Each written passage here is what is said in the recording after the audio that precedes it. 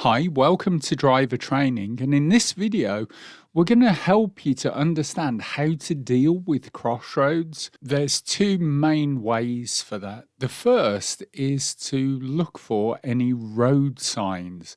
Now these tell us that there are crossroads coming up, and the thicker marking shows you which road has priority. This sign tells you there's a staggered crossroads coming up, and again gives you by the thicker line which road has priority. Why is this so important? Well, the number one reason for failing the driving test in the UK is observation at junctions. And part of that includes going straight ahead at crossroads and not recognizing that it is a crossroads, so that you just drive straight through it without even looking to the left or the right. So not only is it a major reason for failing the driving test, it's also one of the biggest reasons for car crashes on UK roads. So if a crossroads is marked as the signage, we can look, and like here on the left, we can see the sign tells us coming up ahead is a staggered crossroads.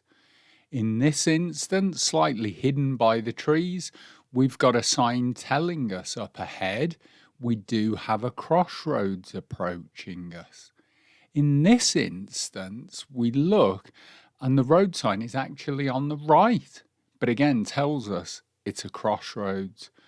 However, most times you will find that the crossroads aren't marked by signs in advance, so you have to look for the road markings either side or the gaps in the curbs, so that you're then ready to deal with whatever comes up.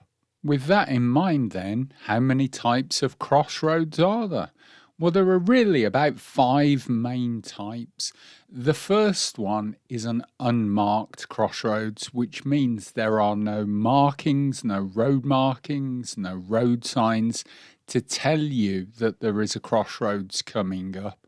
So again, you've really got to be aware of what's going on. We can see one here. Can you see that the crossroad from left to right and in ahead of us has no markings, no signs, so nobody has priority. If a vehicle turns up, you just have to figure out who's going where and then take it from there. The second type is one that's controlled by road markings, so often it will be either give way or stop. Let's see an example of that. As we come up, we've got the give way sign, and then on the floor we've got the triangle and the broken give way lines. And here at this crossroads, we've got the stop sign on the left and the solid white line, which we know means stop. Now again, these you have to treat like a red traffic light, and even if the road is empty, come up, stop, and then go. The third type, well, that's controlled by traffic lights or filter lights. So as we come up at the crossroads, we just go by whatever the traffic lights tell us to do. Then it's always important to make sure that the green light is for you and it's not a filter light. Then we have crossroads that are controlled by traffic lights and yellow box junctions, and we'll come back to those in a bit. Our final type of crossroads, well, those are ones that are controlled by a mixture. They're actually controlled by traffic lights or filter lights, but as well as that, road markings. Let me show you an example. So here we've got the traffic lights on red, but because we're going left, see the white line? This denotes that this road is separate to the traffic lights, so you're actually turning left before the traffic lights. The fact that the road has double broken white lines, we know those mean give way. So as long as the road is clear to the right, you can turn left and keep going even though the traffic lights are on red. Having identified our crossroads, how do we deal with them? Well, if we're on the main road and we're turning right, there are 2 main ways to do this. The first is to turn driver's side to driver's side. The benefit of doing it this way means you get a better view of any vehicles that are coming from behind the car that you're turning by. The downside of it is it only allows one car at a time to turn, so you find most people won't do it this way. So the second way of doing it is turning passenger side to passenger side. What this allows is for 2 or 3 cars to wait to turn at the same time. The difference with this is, whereas normally when you're turning right, you would come up level with the center line and then turn, because you've got to allow now a car to turn on your side, you've got to turn or start to turn earlier than the white line. Now, this doesn't mean you're going to cross the white line or cut it, because you've still got to come round onto your side of the road. But what it means is you need to turn earlier to allow the car coming from the opposite direction to turn as well. The downside with turning this way is that you can't see any vehicles that are coming down the side. So if it's a car, but there's a bike or a scooter, an e-bike at the side of it, you physically won't see until you're going across it. And if it's a larger vehicle, it's going to hide even more. So you need to be cautious when turning. If you're coming up and you're coming off one of the side roads and you can see a larger vehicle coming off the main road, remember he's going to have to turn earlier to try and get round, so he may well cut that corner. So it is better sometimes to just hold back, give them space.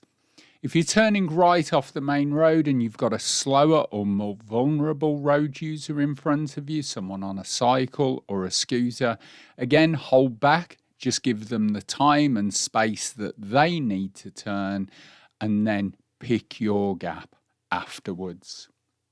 So what if we're coming from the side road then up onto the main road? How do we do this?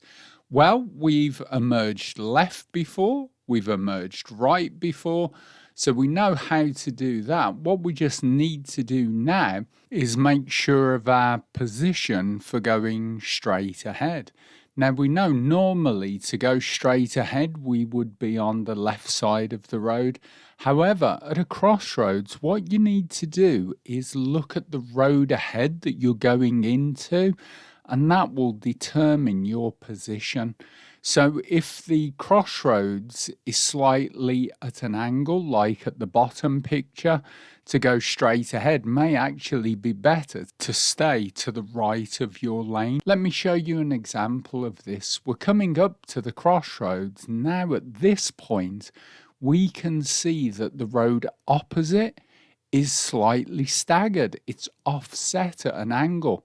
So if we stayed in the left lane, as we normally would, we're just going to be giving everyone the wrong idea. And then if there is anybody going straight ahead at the side of us, we're going to have to do a massive swerve back to the right and probably hit them. So it's better to come up in the right-hand side and then go straight across. Like with this one here, again, at this point, if we're looking into the road ahead, we can see it's offset. If we stayed to the left-hand side, we'd have to massively swerve back to the right to try and get into it.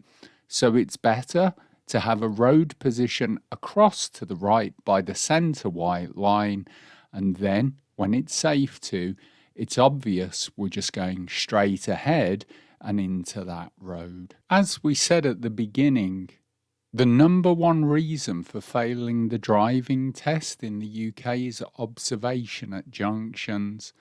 And at crossroads, your observations need to be slightly different to how you would normally do them. Normally, at junctions, our observations would be right, left, and right as a minimum. Well, on a crossroads, don't forget we've got a road ahead of us now. So we've almost got to think of our observations like a windscreen wiper.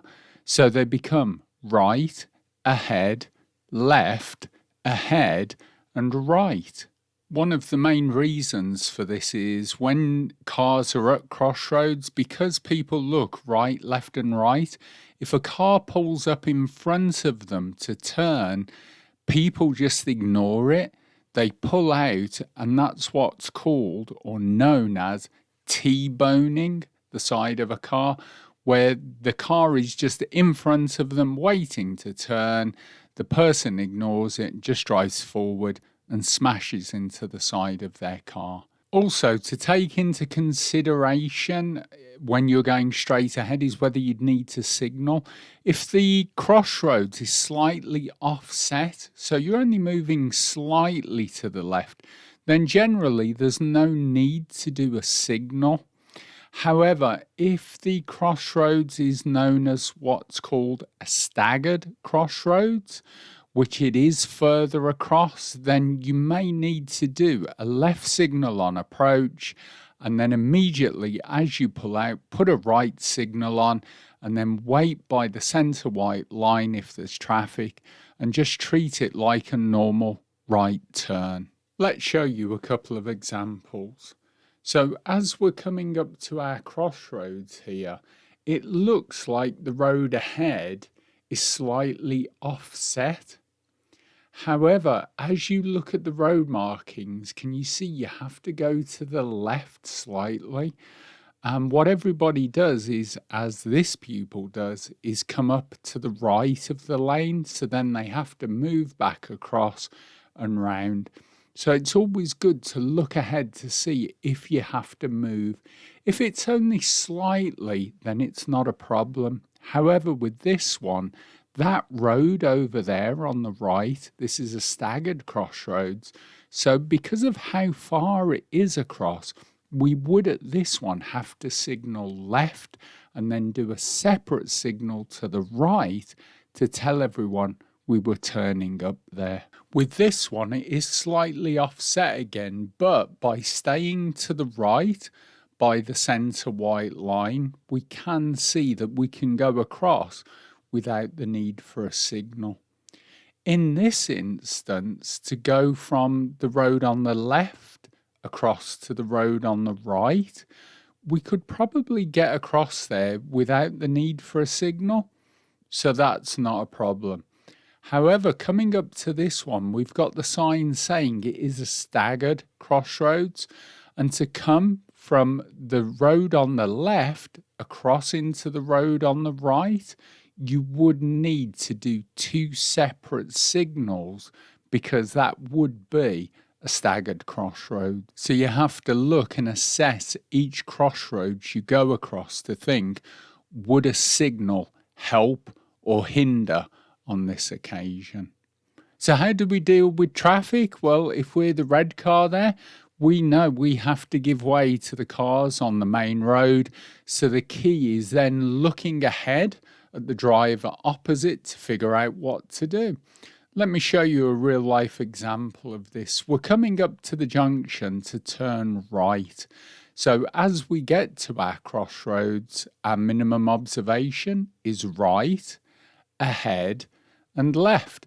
Now we can see the learner in front of us. So remember earlier we said we're thinking about the car in front of us, not T-boning it. So we look to the right, ahead, and left, ahead, and right. And in a second, you'll see the driver opposite. Now we're turning right, he's turning right, so there shouldn't be an issue. But it's always good just to keep an eye on each other. And if that driver's looking up and down the road, they're not interested in you. However, if they are looking at you, that means they're waiting for you normally to make the first move. He looks across, he waves at us.